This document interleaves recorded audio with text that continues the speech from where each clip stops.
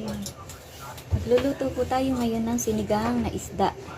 Ayan, nilagay ko na nga ang sibuyas, luya, nilalagyan ko ng luya para mawala yung lansa. At kamatis, yan, nilagay ko na nga yan. Sili. O, 3 piraso lang to. 100 na yan. 105. Gagawin ko siya sinigang. Kami, yung isa ko hindi kumakain ng karne. Ay, ng isda. Ayun na nga, lalagay natin ang isda. Ayan guys. Kuntiin ko. Ayan. Pakulo na nga. Kaya nilagay na natin ang isda. Pakuluin natin siya ng ilang minuto. Ayan guys. Pakulo na. Ayan. Kunting-kunti lang talaga yung sabaw niya guys. Ayan. Pakuluin natin ang ano.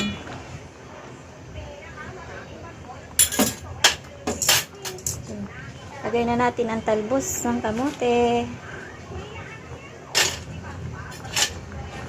Ayan. Madali kasing maluto ang isda na ito. Tawag dito sa Manila nito is bato. Hindi ko alam kung ang tawag sa probinsya. Ayan.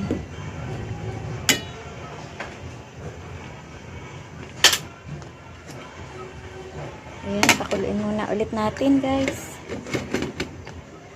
Guys, luto na ang ano, isda. Luto na ang isda. Ayan. Lagay na natin ang asin dahil wala tayong nabiling sampalok. Ito muna ang asin natin. Madalang ako mag-asin ng ganito kasi sanay ako sa sariwa. Sa sariwang sampalok. Doon ako sanay. Eh, wala akong mabili dito dahil hapon na. Ayan. Kaya yan na lang muna ang aking pang-asin. Lagyan natin ng kaunting asin. Ayan.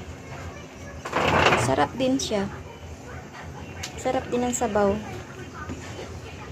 Ayan guys. Sarap ng sabaw.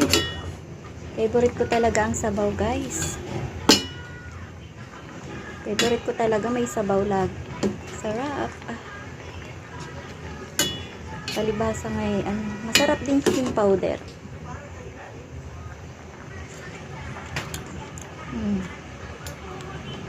Ayan, thank you guys for watching. Ayan, kain na tayo. Bye-bye.